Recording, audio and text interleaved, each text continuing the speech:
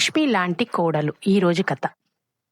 రాధ వేకువజామునే లేచి బిందె తీసుకొని ఊరి చివరనున్న దిగుడు బావికి నీళ్ల కోసం వెళ్ళింది. ఆమె నీళ్లల్లో ఒక బిందె ముంచుతుండగా అది చేయి జారి చూస్తుండగానే బావిలో అడుగుకు మునిగిపోయింది.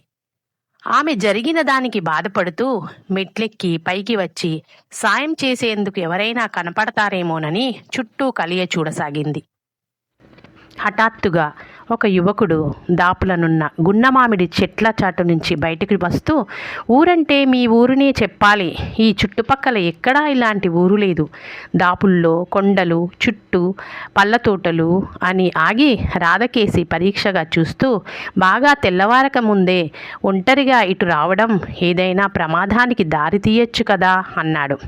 రాధ ఆ యువకుణ్ణి చూసి ఒక క్షణకాలం విస్తుపోయి అంతలోనే తేరుకొని, రోజూ మా అత్తయ్య నీళ్లు తెస్తుంది, ఆమెకు జ్వరం, నిద్రలేస్తే నన్ను వెళ్ళనీయదని చీకటితోనే వచ్చాను, అజాగ్రత్త వల్ల బిందె బావిలో మునిగిపోయింది, మీకు ఈత వచ్చా, బిందె తీసి పెడతారా అన్నది. ఈత? నేను గజ ఈతగాన్ని అంటూ యువకుడు చొక్కా తీసి చెట్టు కొమ్మకు తగిలించి క్షణాల మీద దిగుడు బావిలోంచి నీళ్లతో నిండిన బిందెను తెచ్చి రాధ ముందు పెట్టాడు.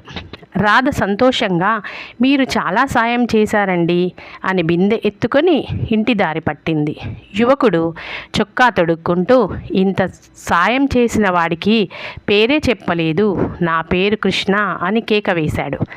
రాధ కూడా పెద్దగా, నా పేరు రాధ అని వడివడిగా ముందుకు నడిచింది. మర్నాడు చీకటితోనే రాధ దిగుడు బావిలో నీళ్లు ముంచుకొని మెట్లెక్కి వస్తుండగా కృష్ణ దాపుల ఉన్న చెట్ల దగ్గర ఆమెకు కనిపించాడు. ఆమె అతన్ని చూడనట్టు తల తిప్పుకొని వెళ్ళిపోతుండగా, మీ అత్తయ్యకు జ్వరం తగ్గకూడదని మొక్కుకున్నాను, దేవుడు నా ప్రార్థన విన్నాడు, మళ్ళీ నిన్ను చూడగలిగాను అన్నాడు నవ్వుతూ. తోటి వాళ్ళను బాధించడానికా దేవుళ్లకు మొక్కడం అన్నది రాధ కోపంగా. సరే, నా మొక్కుల వల్ల బాధపడేది నువ్వా మీ అత్తయ్య అడిగాడు కృష్ణ నవ్వుతూ.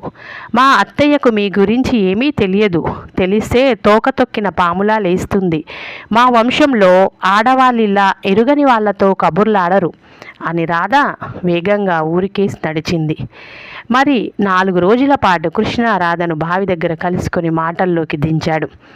నేను రేపు మా ఊరు వెళ్ళిపోతున్నాను, ఎంతో అందమైన ప్రకృతి గల ఈ ఊరు నాకు నచ్చింది, నువ్వు అంతకన్నా కూడా నచ్చావు, మా వాళ్ళని తీసుకొని వచ్చి మీ వాళ్ళతో మాట్లాడి నిన్ను శాశ్వతంగా మా ఊరు తీసుకుపోతాను అన్నాడు కృష్ణ ఒకనాటి ఉదయం రాధతో. రాధ జవాబేమీ ఇవ్వకుండా తడబడుతున్న అడుగులతో ఇల్లు చేరింది. ఆమె మనసంతా వికలమైపోయింది. అలాంటి సమయాల్లో ఆమె పక్క ఇంట్లో ఉన్న స్నేహితురాలు విమల దగ్గరికి పోయి కాలం గడిపేసేది. ఆ రోజు రాధ వాలకం చూసిన విమల సంగతేమిటని అడిగింది. రాధ ఆమెకు కృష్ణను గురించి వివరంగా చెప్పి, అతను నన్ను పెళ్లాడతాడంట అన్నది. అలాగా, ఎంతగానో సంతోషించదగిన సంగతి, అలా నిరుత్సాహంగా ఉన్నావే అని అడిగింది విమల. అతను రక్షక భటుల కళ్ళు విప్పి తిరుగుతున్న దొంగ అన్నది రాధ బాధపడుతున్నట్టు.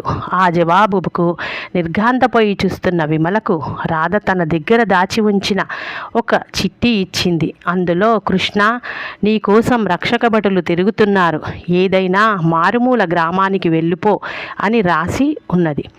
ఆ చీటీ నాకు మొదటి రోజునే చెట్టు కొమ్మకు తగిలించిన అతడి చొక్కా జేబులోంచి కింద పడి దొరికింది అన్నది రాధ విమలతో.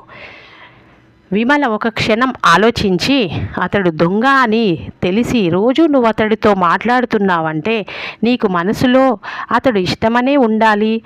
రేపు ఒక పని చెయ్యి, పెళ్ళికి ముందు ఒకళ్ళని గురించి మరొకరు పూర్తిగా తెలుసుకోవడం మంచిది, మీ గురించి వివరంగా చెప్పండి అని అడుగు, అతను ఏం చెప్తాడో చూద్దామని సలహా ఇచ్చింది. మర్నాడు రాధ కృష్ణను అదే ప్రశ్న అడిగింది. అతను చిన్నగా నవ్వి, బావుంది, నిన్ను గురించి ఏం చెప్పావు, తల్లిదండ్రులు లేని నిన్ను మీ అత్తయ్య నానా యాతనలు పెడుతుందన్న నిజం నాకు చెప్పావా అన్నాడు. ఆ మాట వింటూనే రాధ కళ్ళల్లో నీళ్లు తిరిగాయి. ఆమె 2 చేతులతో మొహం దాచుకున్నది. కృష్ణ ఆమెను ఓదార్చుతూ, నీ గురించి వివరాలు తెలుసుకున్నాకే నిన్ను పెళ్లి చేసుకోవాలని నిశ్చయించుకున్నాను. కష్టాలన్నీ దిగమింగుకొని పైకి నవ్వుతూ ఎలా ఉండగలుగుతున్నావు అని అడిగాడు. తప్పనిసరైతే కష్టాలు అనుభవించేందుకు ఎవరూ జంకకూడదు. నలుగురికి నా బాధలు చెప్పుకొని చులకన కావడం నాకిష్టం లేదు అన్నది రాధ దృఢస్వరంతో. అలాంటి మంచి లక్షణాలు చూసే కదా నిన్ను వివాహం ఆడాలనుకున్నాను అన్నాడు కృష్ణ. రాధ అతడి కేసి చురచురా చూస్తూ, మీరనే అంత మంచి లక్షణాలు గల దాన్ని దొంగను చేసుకుంటానని ఎలా అనుకున్నారు అని అడిగింది. ఆ ప్రశ్నకు నివ్వెరపోయి చూస్తున్న కృష్ణకు రాధ తనకు లోగడ దొరికిన చీటీ ఇచ్చింది. అది చదువుకొని అతను పెద్దగా ఒకసారి నవ్వి, ఈ చీటీలో ఉన్నది నన్ను గురించే అయితే ఎవరు రాశారో ఎందుకు రాశారో చెబుతాను అంటూ ఇలా చెప్పాడు. అతను లక్షాధికారి కొడుకు. తండ్రికి తగని ధనవ్యాహం, తల్లి ఇందుకు పూర్తిగా వ్యతిరేకం. కృష్ణ తండ్రి ఇంట్లో ఎవరితోనూ సంప్రదించకుండా ఆ ఊరిలోకెల్లా పెద్ద వ్యాపారస్తుడి కుమార్తెతో అతడి పెళ్లి నిశ్చయం చేశాడు. ఆ అమ్మాయి పరమ కురూపి. కృష్ణకు ఆ పెళ్లి చేసుకోవడం కంటే సన్యాసుల్లో కలిసిపోవడం మంచిదనిపించింది. తల్లి అతడితో, ఇక 4 రోజుల్లోనే కదా ముహూర్తము, నువ్వు ఈ 4 రోజులు ఏ స్నేహితుడి ఇంట్లోనో దాక్కో. ముహూర్త సమయం వరకు చూసి నువ్వు కనబడకపోతే ఆ అమ్మాయి తండ్రి పంతానికైనా అడిగినంత కట్నం గుమ్మరించి మరెవరికో కూతుర్ని అంటగట్టేస్తాడు. పీడా విరగడ అవుతుంది అని చెప్పింది. కృష్ణ ఊళ్ళోనే ఉన్న ఒక స్నేహితుడి ఇంట్లో దాక్కున్నాడు. అయితే ఊహించని విధంగా కృష్ణ తండ్రి తన కొడుకు కనబడడం లేదంటూ అధికారులకు ఫిర్యాదు చేశాడు. ఈ సంగతి తెలిసిన కృష్ణ తల్లి ఊళ్ళోనే ఉంటే రక్షకభటులు వెతికి పట్టుకుంటారని కొడుక్కి మరేదైనా దూరగ్రామం పారిపోమ్మని చీటీ రాసి నౌకర్ ద్వారా పంపింది. ఇది నా అసలు కథ. ఆ చీటీ చూసి నేను దొంగనని భ్రమపడ్డావు. నిజం తెలుసుకున్నావు కదా.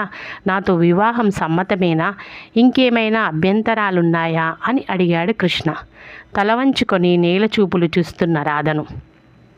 నేను మూర్ఖిరాలినో అమాయకురాలినో తెలుసుకోగలిగినంత తెలివితేటలు నాకు దేవుడిచ్చాడు కాదు అంటూ రాధ చిన్నగా నవ్వింది.